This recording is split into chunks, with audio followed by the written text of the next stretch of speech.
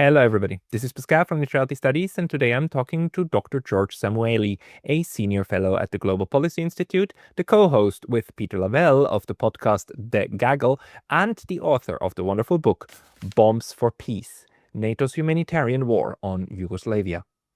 The horrible consequences of that war, not only for Yugoslavia, Serbia, and all the other successor states, but also the entire transatlantic foreign policy, is what we want to discuss today. So, George, welcome.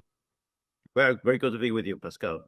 Wonderful having you, because you wrote that book and you have been very vocal online about calling out the hypocrisies of the West, but also this warmongering DNA, which I think you point out in your book, very importantly, learned the pivotal lessons for the post-Cold War era in Yugoslavia. Could you maybe lay that out for us?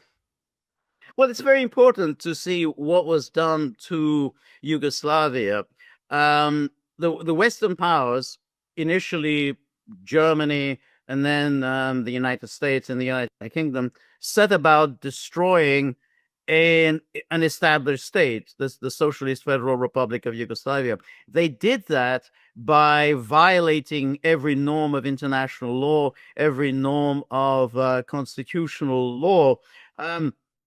What had happened in Yugoslavia is they had the first elections took place 1990, and almost immediately these various nationalist secessionist forces in Croatia and Slovenia in particular rushed to leave Yugoslavia. Now, in response to that, you would have thought the Western states, which adhere to international law, would say, well, okay, you need to go through some kind of a legal constitutional procedure. You can't just simply say, you have your first election, and then you say, well, as first order of business, we're going to leave a common state that had existed for 70 years. You have to go through some constitutional procedure. That's what normally happens. But instead of that, Germany began pushing right away for the recognition of Croatia and Slovenia. And given that there was no formal constitutional process within Yugoslavia for secession, because Yugoslavia had, unlike the Soviet Union had been, the Union of Soviet Socialist Republics. There were 15 republics, and in theory, all of the republics had the right of secession, though no procedure had ever been laid down for how they would exit the USSR until Gorbachev in 1990 adopted legislation what the procedure should be. But of course, that was completely ignored by the rather opportunistic republics, in particular Russia, Ukraine, and Belarus. So that procedure, what was legal and constitutional, was ignored.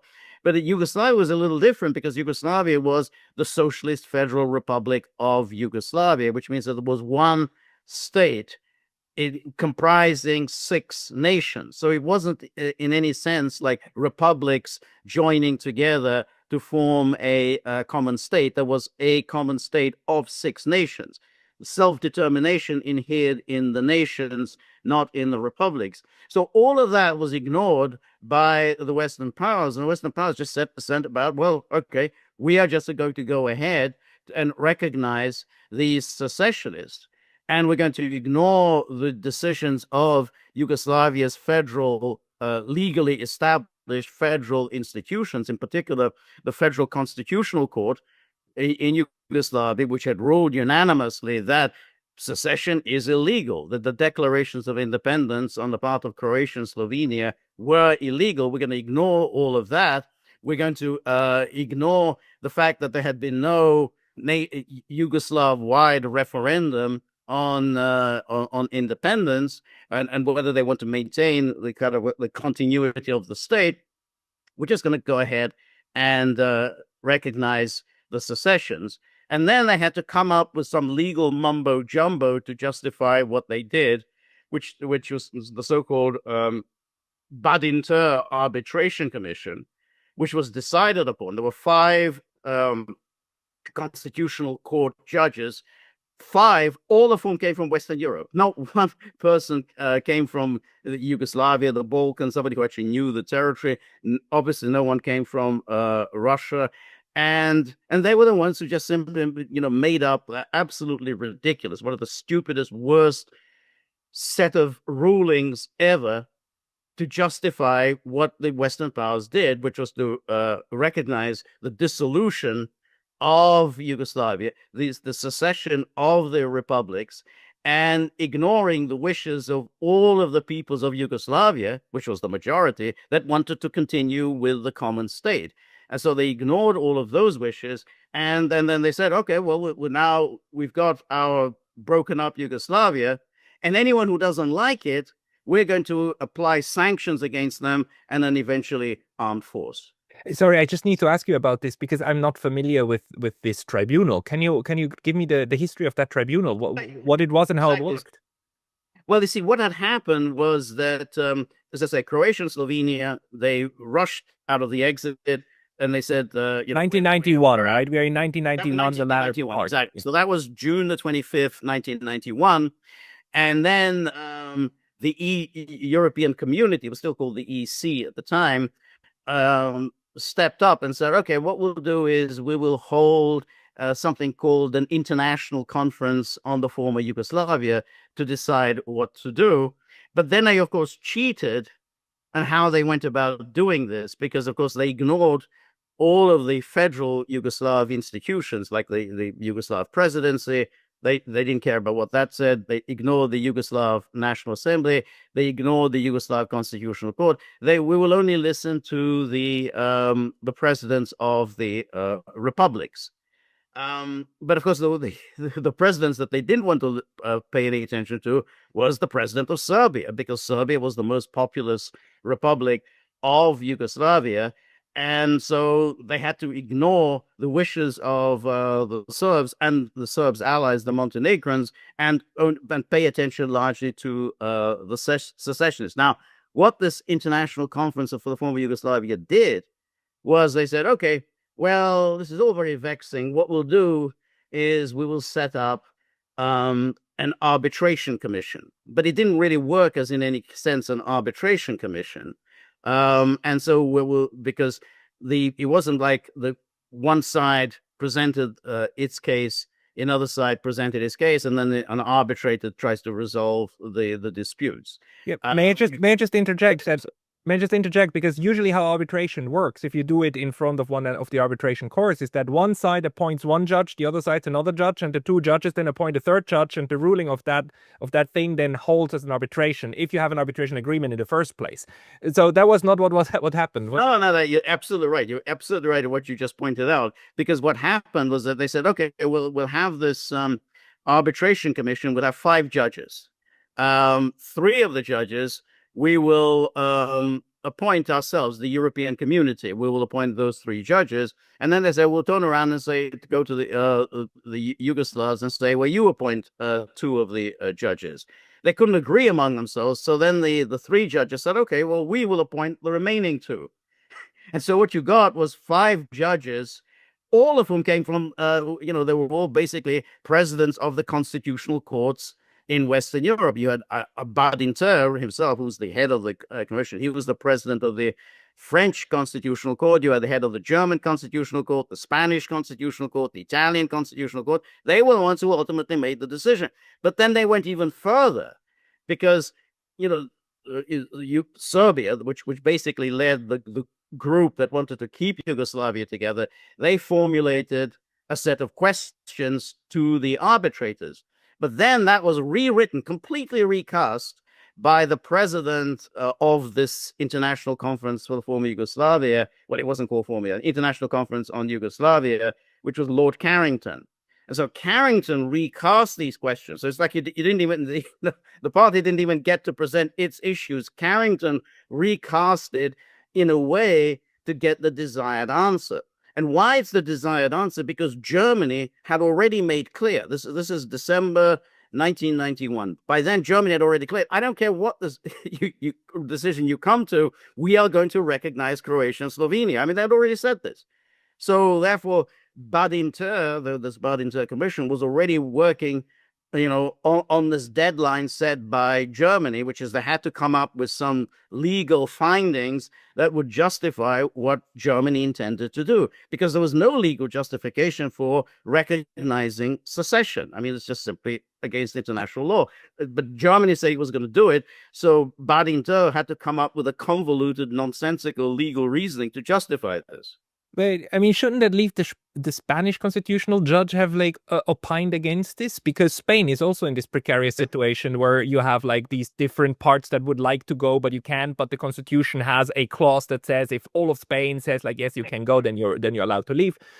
You would have thought that's exactly, but they decided, I guess, so that, well, Yugoslavia is kind of inferior peoples, the Balkans, and so what's good for Spain, because Spain doesn't recognize the right of anybody to secede from Spain, but what's may apply for Spain, or what may apply for France, doesn't apply to Yugoslavia. And so they came up with these findings.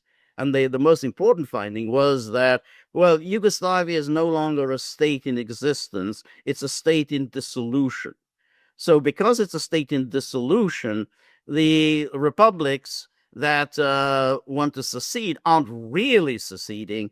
They are just simply acknowledging reality that it's a state in dissolution. But of course, he had no evidence for this. I mean, it wasn't a state in dissolution. I mean, it was the state institutions, all of which existed. He was just going around in circles by saying, well, since Croatia and Slovenia want to exit, therefore it must be a state in dissolution, and therefore, since it's a state in dissolution, it doesn't, it doesn't require any kind of support. And so that was the most important finding. And then they said, okay, well, the other finding was that these administrative boundaries were to become international frontiers. This is, of course, very, very ridiculous, because, in other words, there was to be no negotiation at all among the peoples of Yugoslavia, as that, hey, these were administrative boundaries that was fine as long as they existed a common state. But how can they be international frontiers? Because now you're going to find, one nation was here, and then it's another nation across the administrative border. Now they become citizens of another state, and so you kind of basically you're stripping people of their nationality, of their statehood. And so, but they said, oh well, these would just simply recognize these are international frontiers. We can't mess around with them. And that again showed its hypocrisy, because these boundaries were drawn up by the communists. They were drawn up in World War II by Tito's partisans. So they recognized that those are immutable, but they didn't recognize any of the institutions of Yugoslavia. As I say, Yugoslavia's constitutional court had made very definitive rulings saying secession is illegal. There's no procedure at all within the Yugoslav constitution for states just to simply pack up and leave. They ignored all of that, but they declare, oh well, these boundaries drawn up by the communists in 1943, they are supposedly valid 50 years later. It's quite fantastic. I mean, the hypocrisy on the one hand, and also just the self-righteousness with which all of this happened, and which then, of course, later on justifies intervention, right? And we haven't even gone that far, but it's very good that you point out how this happened. But can we go even one step further back? Because 1991 is the year after the Soviet Union finally.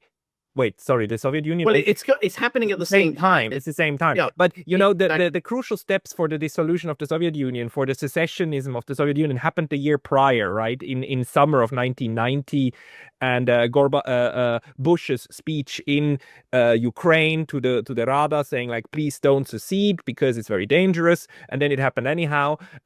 So the forces that did this, also this idea of like we need to preemptively recognize anything that the Croats and the Slovenes and so on say. Where did that come from? Was it influenced by this process in the Soviet Union?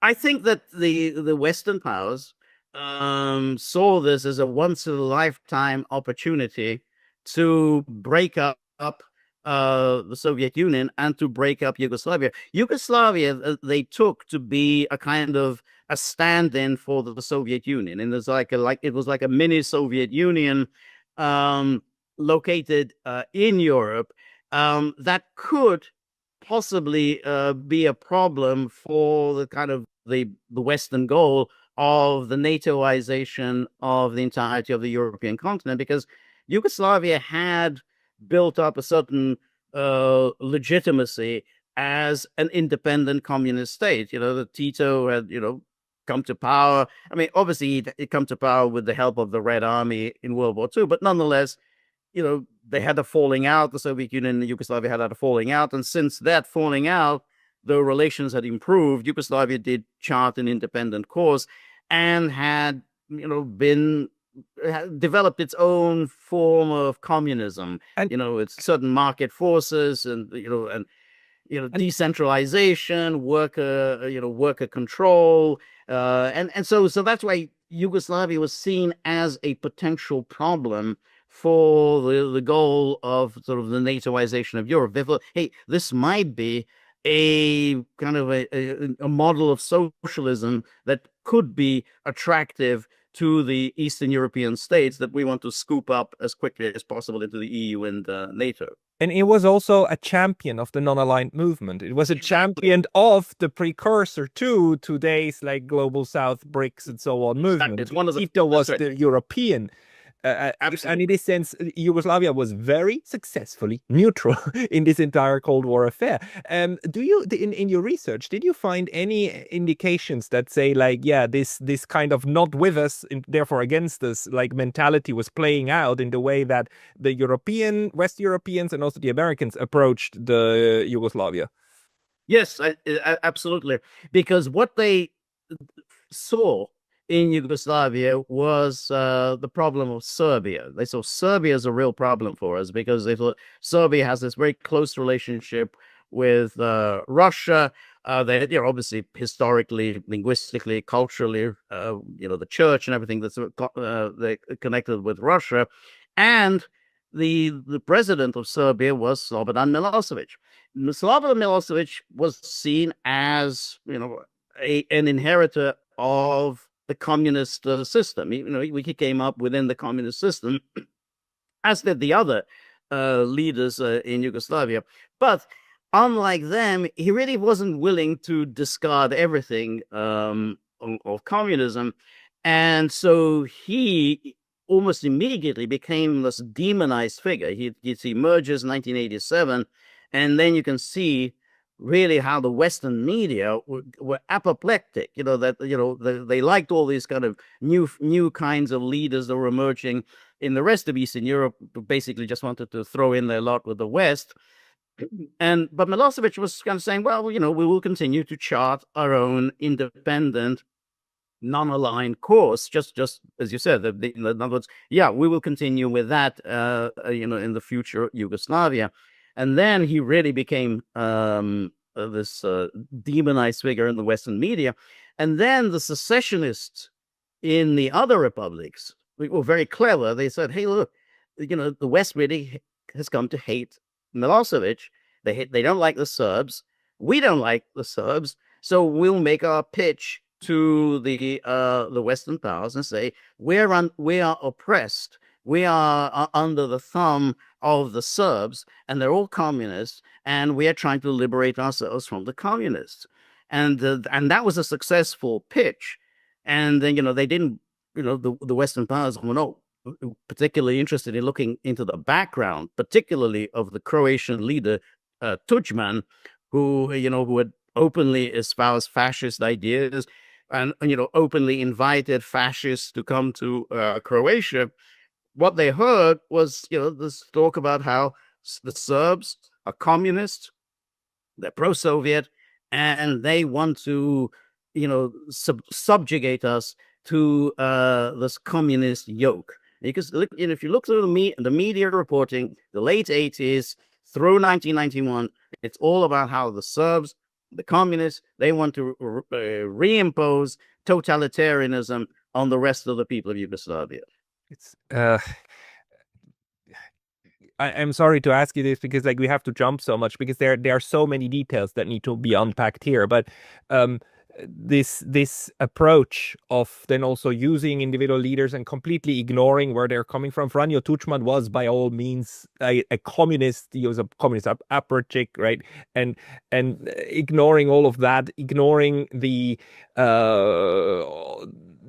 I mean, we've seen that time and again, and we see it with Ukraine, right? We see with Ukraine a sudden ignoring of something that was acknowledged all the way before, which is that there is right-wing fascist nationalism in Ukraine, and then suddenly that became like glorious heroes. I had though one more guest on my show, David Gibbs, who also pointed out that the entire Yugoslav affair, while it was developing, and it was developing inside a very um, very very turbulent time, the 1991, 92, and so it did have a precursor. And he said Afghanistan, the way the United States fomented and made a war in Afghanistan, all but inevitable, was something that later came to be implemented also in Yugoslavia in the way that you work with these different rebel factions and thereby then weaken the adversary. From your research, would you support that analysis? I think so. I mean, there's a certain timeline that you have to go through. So we start with Croatia. This is 1991. Now, Tuđman, yes, he had been a communist, but he'd had a falling out with the communists. He had been imprisoned by Tito in 1970 as part of the whole Croatian Spring, which was the revival of Croatian nationalism. Now, that's a serious business when you start reviving Croatian nationalism, particularly everybody, the Serbs in particular, remember the horrors of the sort of the fascist state during World War II. Tuđman was very much associated with that. And for instance, the kind of veteran journalist, British journalist Nora Beloff, real expert on the Balkans, she wrote, I think around about 1991, when no one was really paying attention to this, says, look, I met Tuđman in 1980. And the thing that struck me right away when I met him, this is 1980, still communist era, he hated the Serbs. He had a pathological, obsessive hatred of the Serbs. So everything that we're seeing now in 1990, 1991 in Croatia is a direct result of Tuđman and the people around Tuđman and their absolute loathing of the Serbs and their determination to basically get rid of the Serbs of Croatia and anything that was distinctively Serb about Croatia. So remember, I mean, the way it worked in Yugoslavia was Croatia, according to its constitution, they had several constitutions. In each of its constitutions said Croatia is the state of the Croats and the Serbs.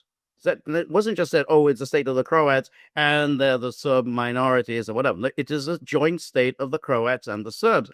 Tuđman, first thing he does, he changes the constitution and says it's just the state of the Croats. The Serbs have become a minority. And so by being a minority, then essentially he can start making these decisions, constitutional decisions, such as, holding a referendum on independence, which the Serbs had opposed, by saying, well, we've now changed the constitution. We don't need to pay any attention to what the Serb minority has to say. So that's 1991. 1992, we get the situation in Bosnia and Herzegovina, where you have this kind of Islamist figure. Also, he had been in prison. This is Alija Izetbegović. He had been in prison. He was in prison after World War II for collaborating with the Nazis. But then he was in prison during Yugoslav time over, also for his Islamism.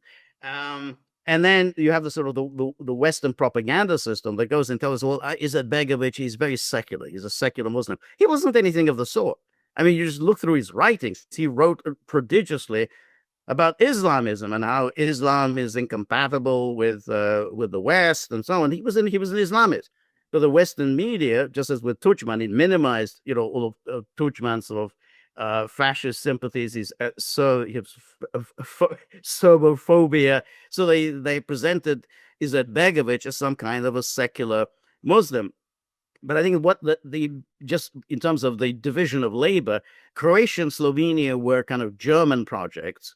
Bosnia and Herzegovina was an American project. And so the Americans decided, well, we want to promote Izetbegović as a kind of moderate secular Muslim, the kind of Muslim we like. These are the sort of the Muslims in Turkey. It was still before. This is before the Erdogan era. So we get that kind of secular, pro-Western, pro-NATO.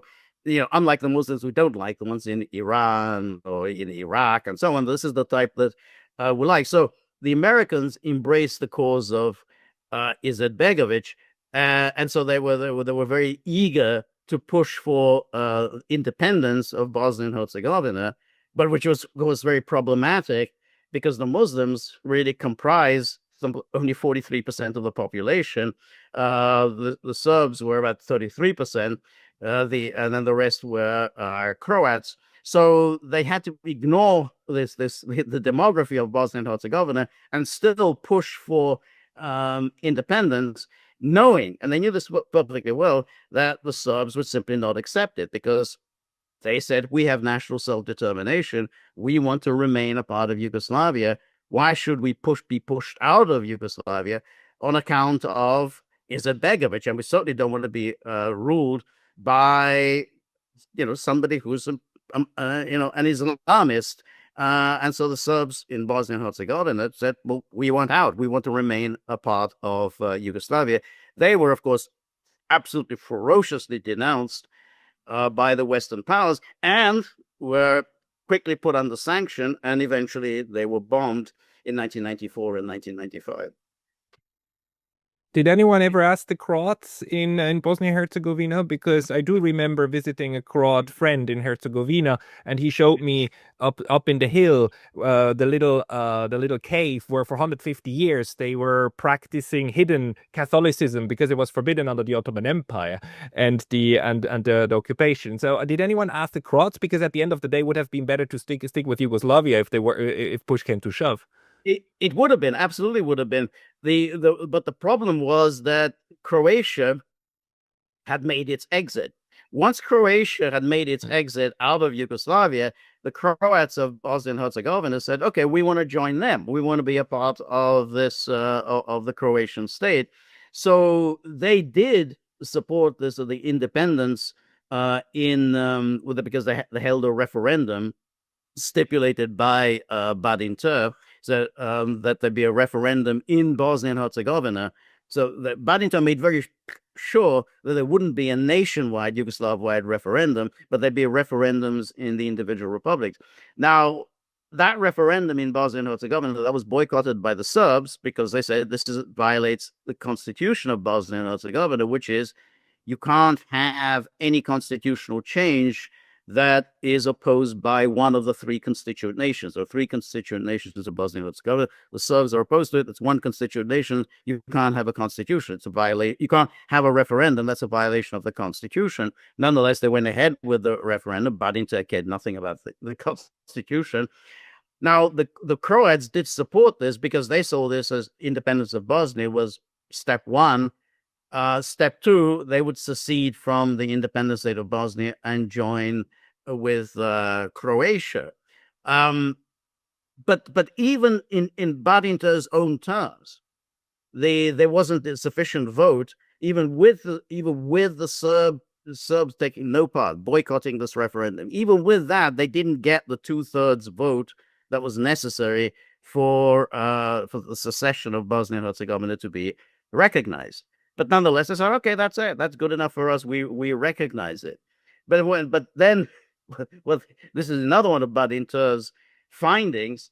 They refused to accept the core Yugoslavia as the remaining state of Yugoslavia. In other words, like when the Soviet Union dissolves, Russia is the successor state to the Soviet Union. They said, no, we're not going to recognize this core Yugoslavia that wants to remain Yugoslavia, which was at that time Serbia and Montenegro.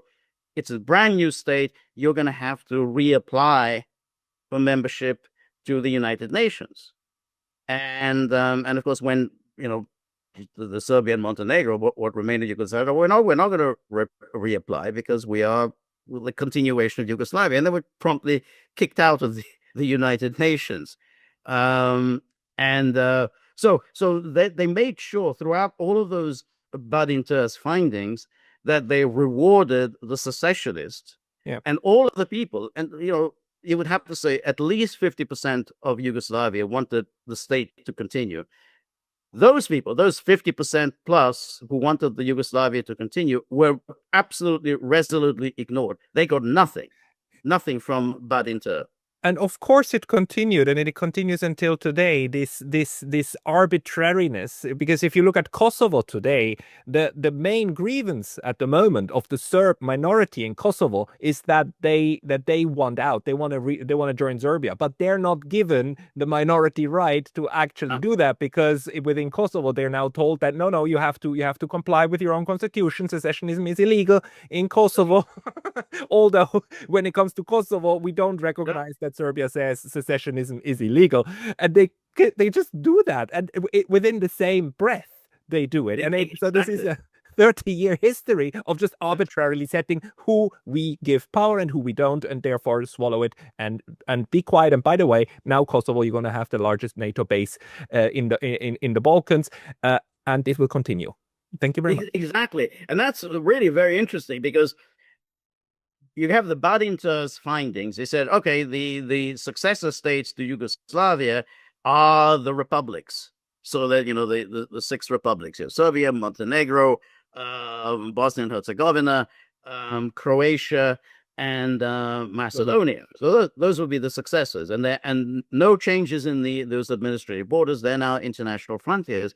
But then they turned around and changed their position on Serbia. Said, well, yeah, actually, Kosovo, which at that time was sort of accepted as part of Serbia. Kosovo can apparently secede from Serbia. So they suddenly said, Kosovo can do it. Kosovo secede. Now, but not the Serbs in Kosovo, not the Serbs, because good secessionists, bad secessionists. That's right. So Kosovo, they can just take, that province of Kosovo, they can secede. But what about the Serbs, the Serb minority in Kosovo? No, they don't have self-determination, but Kosovo. But what is the basis of that? Because what they call Kosovo is just a province inhabited by Albanians. Now, Albanians already have their own state. So what exactly is the legal basis for another Albanian state? I mean, there's no such nation as the Kosovars. I mean, the media may repeat about Kosovars. There's no such people. So there already exists an Albanian state, which is why under the Constitution of Yugoslavia, the Albanians of Yugoslavia were deemed a national minority, not a constituent nation, because their national aspirations had already been fulfilled in the state of Albania. So they say, okay, well, Kosovo exists as a state, so we're going to give this to the Albanians. But what about the Serbs, who, after all, are were a constituent nation of Yugoslavia? They have their state, Serbia. Why are they unable to join the state of Serbia? No, we can't do it. You have to stay in this Albanian dominated, but now deemed a state. Do you have an answer for that? I mean, an answer based upon the geostrategic thinking of the West. I mean, wouldn't it be easier to get rid of the Serbia problem by just letting them rejoin Serbia and therefore have a 100% lovely and Western abiding Kosovo left? Well, I think they went out of their way to humiliate the Serbs as much as possible. And I think they would also think that if they were to do that, then that would give ideas, which is still, and that's a problem for them at the moment, that the Serbs in the Republika Srpska in Bosnia and Herzegovina, they would want out, and they obviously do want out. They would want to join Serbia. So they came up with all these, convoluted ways of trying to keep the Serbs down, trying to humiliate them as much as possible. So the Serbs have to stay in Kosovo, in essentially their enclaves in this Albanian-dominated province, and the Serbs have, in Republika Srpska, they have to remain within this the state of Bosnia and Herzegovina, which isn't really even any kind of a state. So they just went through all of these procedures just in order to make sure that the Serbs are as humiliated as possible. But there's also another aspect of it, which is obviously kind of divide and rule. I mean, as long as everybody hates everybody else and everybody's permanently in conflict with everyone else, then the Balkans become quite easy to manage. I mean, the Germans obviously blazed the trail in that during World War II, but then essentially the European Union, under the influence of Germany, obviously has done exactly the same thing to the former Yugoslavia. It's so ugly. It's so ugly because it also costs so many lives. It's also so ugly on an international legal basis because it messes up with all of these principles. And of course, what one of the things that these people never keep in mind is that the precedents they set, others will learn. So it is extremely ironic that it is Russia now that says, like, look, we're just repeating your approach in Ukraine. Can you draw a couple of the parallels that actually other states have learned from this way of implementing their will on others? Well, that was it, because in the case of Russia, they in fact said at the time that the West rushed to recognize Kosovo in 2008. Well, we're going to learn from this, and they went ahead. In the case of Crimea in 2014, they said, well, we'll have a referendum. I mean, they actually didn't have a referendum in Kosovo. They just recognized a declaration by the Kosovo parliament, but they had a referendum in Crimea, and of course the West howled, "Oh, this is illegal! This is illegal! This is a part of Ukraine." Now, what is the basis of their claim that it's a part of Ukraine? Well, in 1991, at the time of the basically illegal, unconstitutional dissolution of the USSR, there was never any legal basis for what happened. Under that, in Belovesh, December 1991, those were the borders of Ukraine. So that those now become the international frontiers under which we're obligated to recognize in perpetuity. And then the Russians turned around and said, well, why should we? I mean, when it came to Serbia, you said you weren't going to recognize the borders of Serbia, having first said in 1991-92 that these are the international frontiers of Serbia, and then you turn around and say, no, well, they're not the international frontiers. We're just going to declare this province as an independent state. So we're going to do the same thing. Why should we be obligated to recognize the state of affairs in December 1991 as existing in perpetuity? So the Russians did that in the case of Crimea, and then, of course, they did that in the case of the Donbass, initially the Donetsk and Lugansk, and then of course they added, which is Kherson and Zaporozhye. So they said, okay, this is now a part of the Russian Federation. Now the West screams, "Oh, international law, international law! You can't change international frontiers." But you did that in the case of Yugoslavia. You just went ahead and dissolved an existing state. You did it in violation not just of the Helsinki Final Act of 1975, not just in all of the United Nations declarations, when you basically are not supposed to recognize any kind of secessions. That's deemed to be part of the unfriendly acts towards other states. The 1970 Declaration about unfriendly acts towards other states. You went ahead and did that. Broke it up. You didn't regard that as in any way that you were messing around with international frontiers. And now suddenly, oh, the international frontiers of Ukraine, we can't do anything about it. It's nothing but total hypocrisy and opportunism. There are no principles of this. I mean, as I say, you go and read those declarations of Badinter, sort of the most ridiculous legal findings by the top constitutional court lawyers in Western Europe, this nonsense that they came up with, and then thought, oh, we'll accept that, and then you say how suddenly the Western powers are very solemnly proclaiming, well, we have to adhere to international laws. We can't just simply start changing international frontiers. Well, that's what you did. You did that in Yugoslavia over and over again. Can you explain to me maybe also like what you know about the German rationale, because the Germans just emerged in 1990, 1991 as the greatest winners of the end of the Cold War, because basically we call it reunification, but that's not what it was. It was like West Germany swallowing up East Germany. The East German state died. It died and it was gone, and its institutions were killed. Its elites were basically told to leave and not come back, and everything was replaced. Right? It was like West Germany swallowing East Germany, and at the same time, we then have the breakup of both like the Soviet Union and of Yugoslavia, and the broken up Yugoslavia really broken up with an axe. And the Czechoslovakia. I mean, we call it velvet divorce. I have no fixed opinion on that one, but on Yugoslavia, like, what is it that made the West Germans go so toxic on Yugoslavia? No, it's a very interesting question because you go to October the 3rd, 1990, which is the day of the German reunification.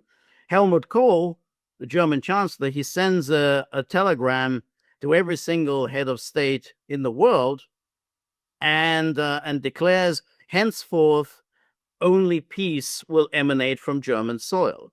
And this was word for word what was in that 2+4 agreement that was rushed through on the 12th of September. So really just a couple of weeks before the reunification. So it says, okay, peace will emanate from German soil. Within a few months, the same Helmut Kohl, the same Hans-Dietrich Genscher, the German foreign minister, went ahead and essentially they just pushed for this. They just pushed, with extraordinary aggression that they would recognize Croatia and Slovenia, and they didn't care who would object to what they were doing. So what was really behind this?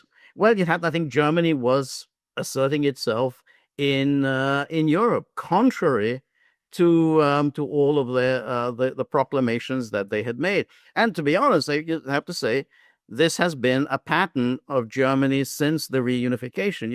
I think they played nice. West Germany had kind of played nice for all these years. Oh, we're different, we're changed. We're not interested in any kind of aggression. We want to work with our neighbors, with all our partners. We're just not going to do any of the things that we used to do.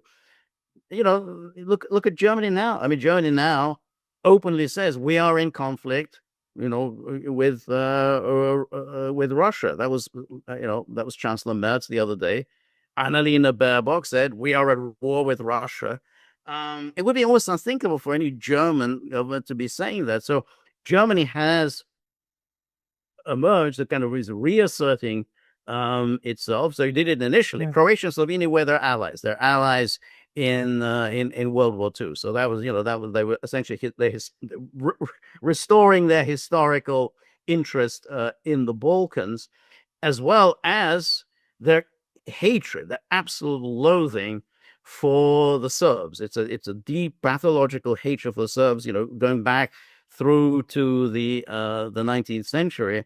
And that Helmut Kohl, and you could see some of that now with the restoration of this hatred for Russia, and that pervades throughout the German media. You talk to Germans and say, it is day and night within German media, absolute loathing for the Russians. Almost recalling the old days of the 1930s, just the vehemence of against Russia, and the refusal to entertain even the slightest any perspective different from that, to try to listen to Russia's case or anything like that. You don't get any of that in German public discourse at all. Yeah, and let's not forget all of these other hypocrisies, and they need to be called out because they are kind of a national schizophrenia, right? Also, the good Muslims versus bad Muslims game of Germany, when it said never again, it meant never again against people who we like. That's right. Never. Exactly. I mean, no genocide without Germany. I mean, that's one of the baselines of Europe, right? So currently, the genocide on the Muslim population, on the Gaza population, the Palestinian population, because they're not just Muslims, they're also Christians and Druze and others.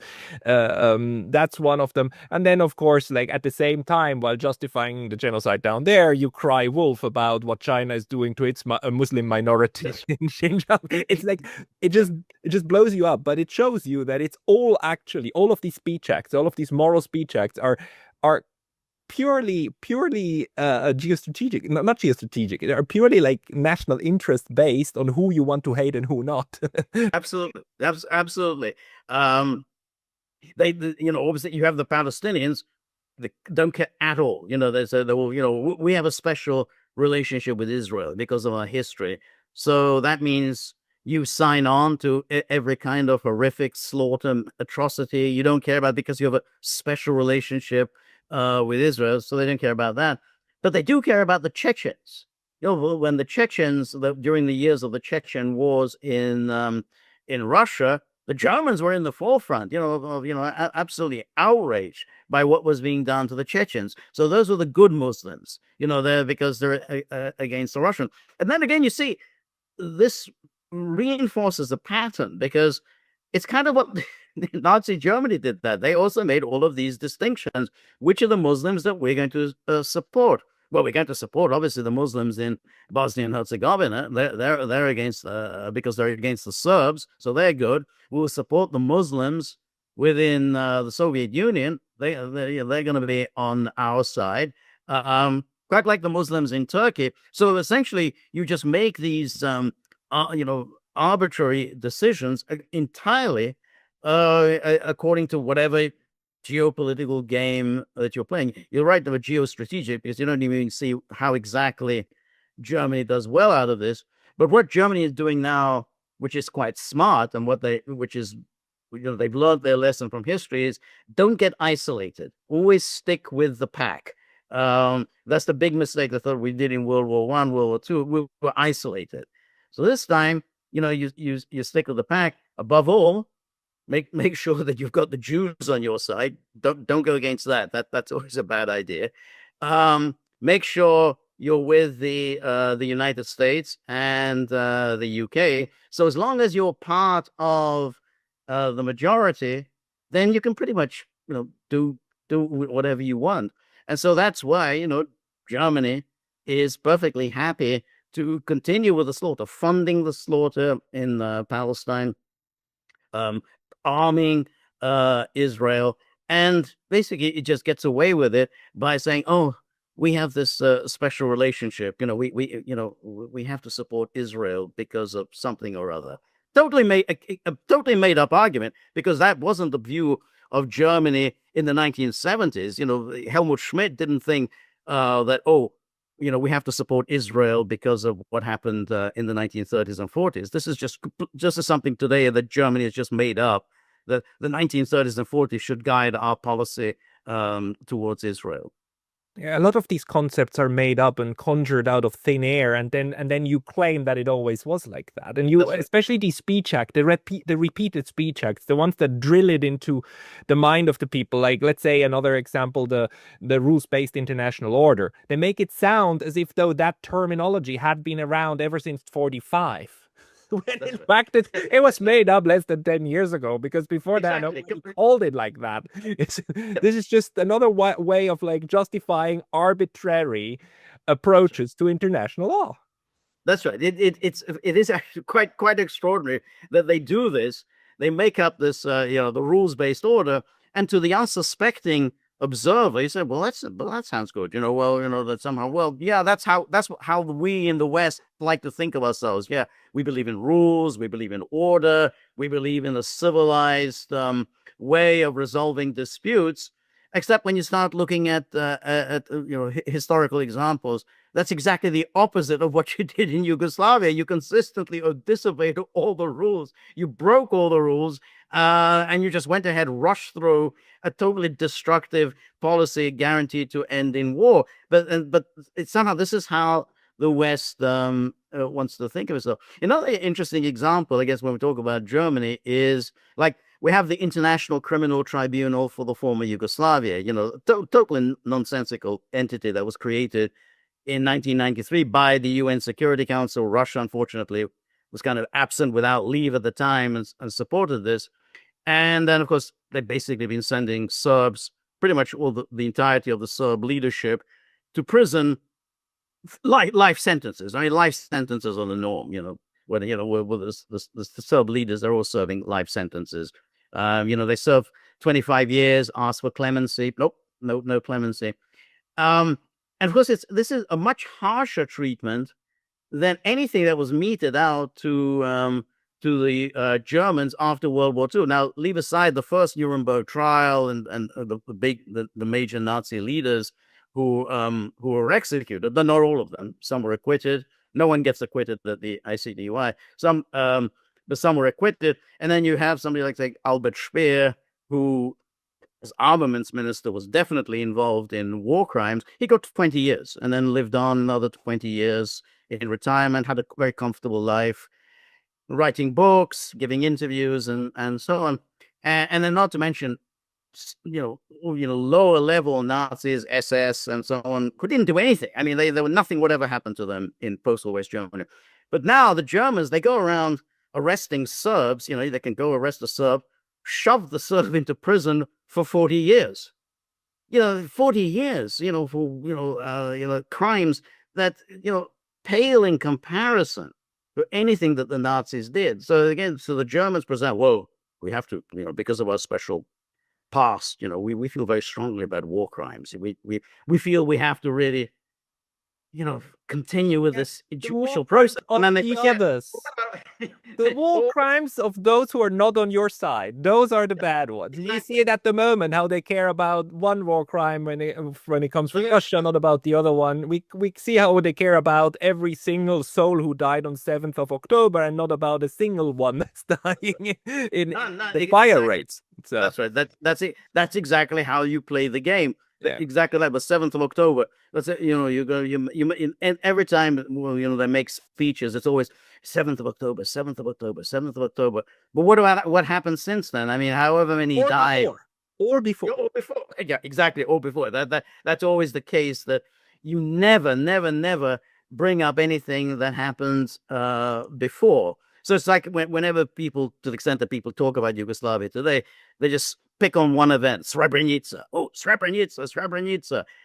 Okay, that's in July 1995. So what about what happened before? When there was the 4 years that preceded Srebrenica. Well, no one wants to talk about that. Let's just pick one event, take it completely out of context, and then, of course, give a very distorted idea of what actually happened.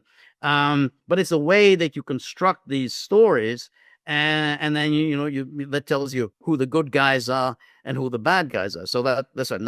Nothing happens before 7th of October. Nothing happens after. So we can just simply talk about the 7th of October. And we must just point out, George, I think that it is pure coincidence, historical coincidence, that we ourselves are always on the good side of history. It's pure coincidence.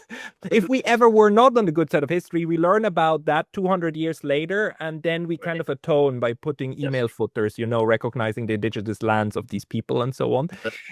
200 years later. May I just switch one more moment and go to this, how the West works, or how the mentality of this works, by just quoting you from your book, because you have a beautiful passage in the conclusion where you quote Tony Blair, where he said in 1999, NATO's success in Kosovo will be the biggest deterrent to tyrants the world over and the biggest rallying call for democracy. That is why, whatever it takes, we must succeed, and the policy of brutal savagery that is ethnic cleansing must fail and be seen to fail. Says Blair in 1999. It's so reminiscent to what we are hearing about Ukraine, isn't it? Like the ring to it, the tone. Can you speak to this? Right. No, that's right. And of course, what they did in 1999 was obviously completely illegal. It had the exact opposite effect of what they wanted. It was supposed to be humanitarian, but of course it was absolutely destructive and devastating. Supposedly they were trying to prevent war crimes. Then, according to the ICTY, that only increased war crimes. And then, of course, the flood of refugees, which supposedly provoked the bombing, the flood of refugees, of course, increased exponentially as a result of the bombing. But because Serbia was relatively easy to defeat, NATO and Tony Blair, they went in for a lot of self-congratulation. Well, fantastic, we did this. We won. We defeated. Not only did you win, you were like a boxer. You won the fight, but you get to feel that you're the good guy. And then that, of course, led. That, of course, was the hubris that led to the onslaught against Afghanistan, but of course Iraq really just a little more than 2 years later, because they thought, well, we're obviously the good guys. It's going to be pretty easy to defeat a much weakened Iraq. Iraq had already been, after more than 10 years of sanctions, and then we'll get to have another opportunity to congratulate ourselves. We defeated the tyrant Saddam Hussein, and everything else. But then, just as you say, what happens when this war goes wrong is you have, within a few years, a quick revision. Yeah, that was a mistake. It was probably we shouldn't have done that. And so you think, what's the consensus now? Yeah, we probably should have given that one a miss. But nobody was saying it at the time. They said it because, hey, we've got to go in. We've got to go into Iraq. The people who were against the Iraq war were in a very small minority. Although these people are still proud of what they did, even if they say Iraq was a mess, they still say it's good that Saddam Hussein is gone, and we did, overall the good outcome was achieved, even though the instruments were messy. And if I ask these people who say like, you cannot attack a sovereign nation, and I tell them, well, you attacked Iraq, didn't you? And it's like, oh, that's not the same. You cannot compare it. One is a dictatorship, the other one is a blooming democracy. They don't. I mean, and I tell them, look, but international law doesn't care about the political system. Then they usually reply, incomparable. He was about to kill millions in his own country, or 5 million. That's right. Well, that's exactly right. And those were the justifications that were being made at the time, during the arguments about the invasion of Iraq. And you say, hey, look, I was arguing, well, look, this is a sovereign nation. I mean, you look at the UN Charter. There's nothing in the UN Charter that says that non-democracies are, it's open season on them. You can attack a country that if you don't like its form of government. There's nothing in the UN Charter. It says all states, irrespective of their domestic arrangements. But then these people who would make these fanciful extrapolations of international law, just as I was saying about the Bad Inter and then the International Criminal Tribunal for former Yugoslavia, they make this saying, yeah, but the way international law has evolved is that certain states don't really have legitimacy.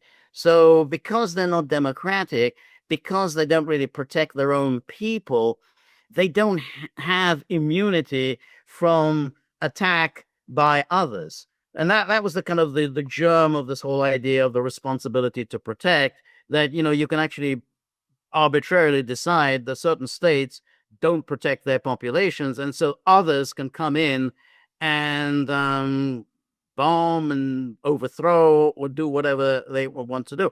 So they said that was an argument made about Iraq. And you're right, there are people who still justify Iraq. Well, at least we got rid of Saddam Hussein. But because so many Americans died and it was clearly became very unpopular in the United States, that it's still a kind of an embarrassment. And it was based on lies. I mean, you can't get around the lies that were spread about the weapons of mass destruction. So it's kind of become an embarrassment. So people just don't really want to talk about it very much. So that's what, same with Vietnam. Vietnam was extremely popular in the early days.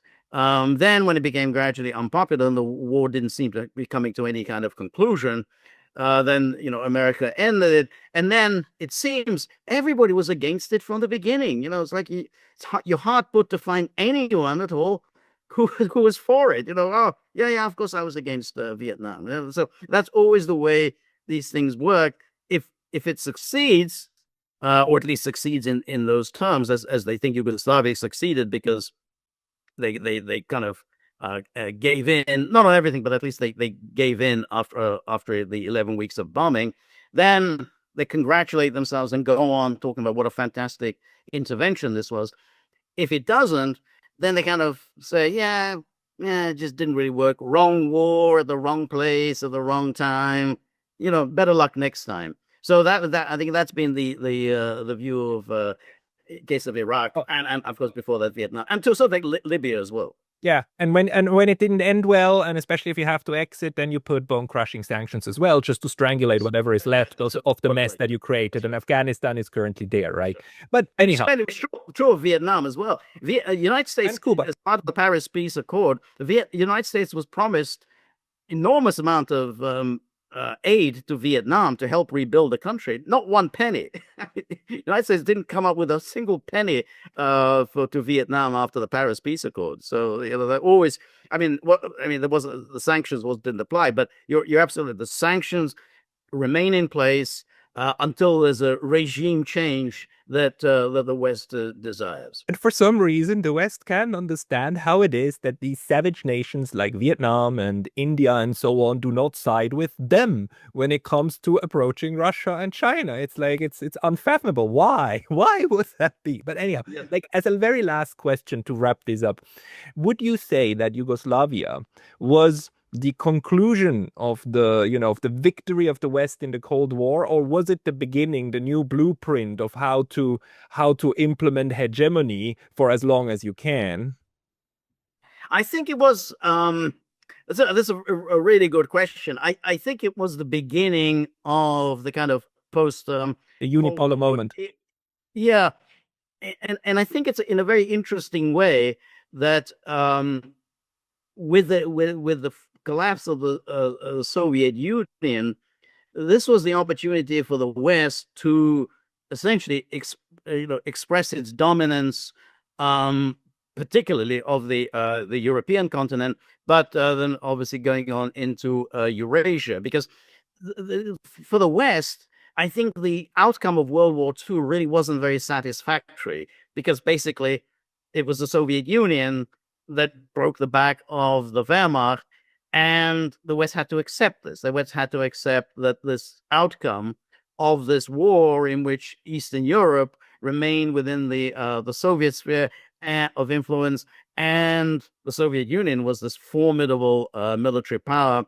And the West really was very unhappy about this. And so, in a way, it was once that power kind of disintegrated from 1991, then the West, so now we can get the outcome we really wanted all along. And so this push against Yugoslavia was really part of the push against Russia, and that goes back a long way. I mean, it goes back to the 1930s. It goes even before that, an attempt to push Russia out of Europe altogether. And Yugoslavia was seen as the stand-in for Russia. Russia had always been involved in the Balkans. The British had had problems with Russian involvement in the Balkans. The Serbs were seen as the kind of Russia's allies. They had then worries about, well, maybe there's some other who will also look upon Russia as allies. Maybe the Bulgarians will look upon Russia as an allies. So the reason for that onslaught against Yugoslavia was to push Russia out of Europe once and for all. Not unlike, as I say, the pre 1939 European projects. And in a way, it continues to this day, because the outcomes of the wars in Bosnia and Herzegovina and in Kosovo were not wholly satisfactory for the West.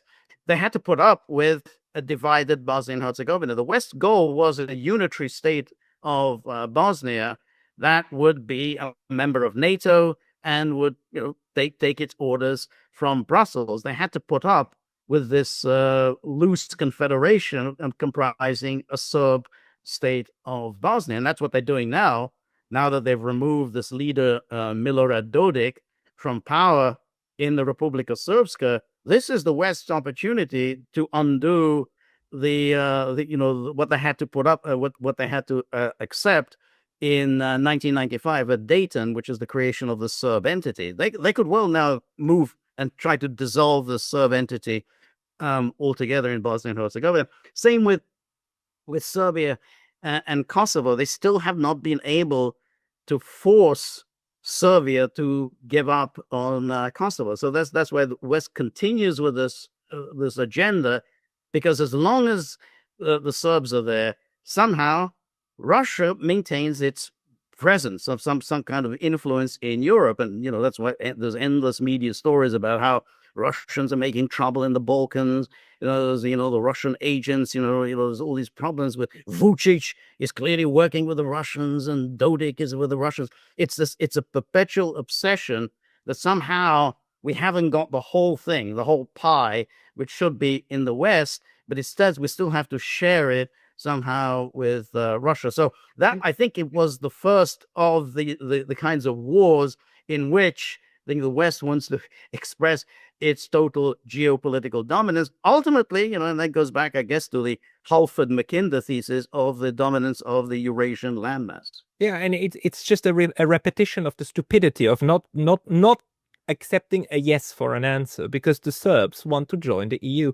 The Serbs just also say we're not going to join NATO. They are saying we are military neutral. We are actually going to play with everybody, but that's not something those people can accept. It needs to be all for us and all against the other, or nothing, or you are yourself part of the problem. And exactly, they tell the Serbs, you want to join the EU, and that's not going to happen. But that's the condition. They said you have to do two things. You have to accept the loss of Kosovo, completely wash your hands of Kosovo once and for all, accept that it's an independent state, and you have to cut yourself off from Russia. Impose sanctions on Russia. Cut off all trade with Russia. Those are the conditions if you want to join our club. And the Serbs just, they're not willing to do that. And, they'd like to be a part of the EU, but they're not willing to sacrifice everything. But that's what the Europeans and the Americans are demanding of them. Yeah, and of course, naturally, this causes exactly the opposite effect, just like in Georgia. Georgia learned its lessons. The Serbs, they know that they cannot throw their lot into one or the other basket completely. You have to play with everybody. Sorry, and I know I said it's the last question, but very last follow-up, because you interestingly now said that what the West wanted to achieve in the 90s was to completely push out Russia. This flies a little bit in the face of the interpretation that the West got drunk on having won the Cold War and having now like destroyed the Soviet Union and therefore not paying attention to Russia. Because what you're implying is that they were still paying enough attention in order to try to completely wrestle anything out of the orbit of the successor state. How do you see that? Well, no, what I mean is that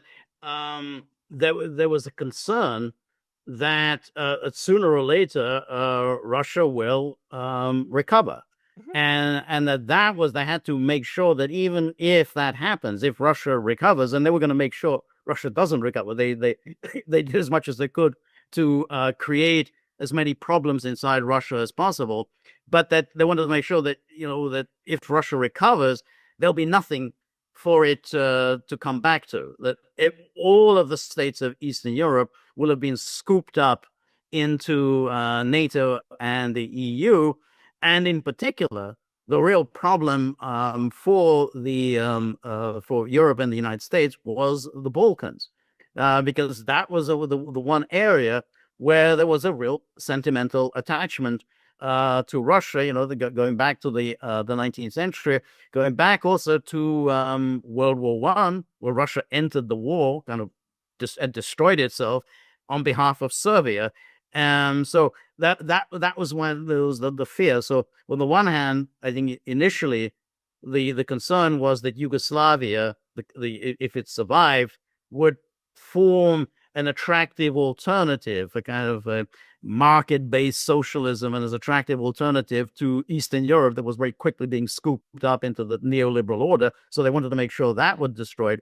But after you destroy that, and that became clear that Yugoslavia wouldn't survive, then they had to deal with Serbia, because as long as Serbia was there, as long as the Serbs were there, the dominant people in the Balkans, then Russia would have some influence in Europe. And I think that's why they had to push NATO expansion, and then continue to apply more and more pressure against the Serbs. So make sure that we never again have to have Russia in our continent. That makes very good sense. And everybody listening, don't mistake anything that George said for a grand master plan of the puppeteers. It is more the forces of these neoliberal and neocon groupings that then lead down the path of history. George Szamuely, people want to follow you. They should go to your podcast first and foremost. Yes, absolutely. The podcast, you'll find it on thegaggle.locals.com. You can also find it on YouTube. You can also follow me on Substack. You can follow me on Twitter. And above all, please try and buy my book. It's a little pricey, unfortunately. It's not my decision. Bumps of Peace, NATO's Humanitarian War in Yugoslavia. Everybody, the links will be down in the description below. George Szamuely, thank you very much for your time today. Thank you very much, Pascal.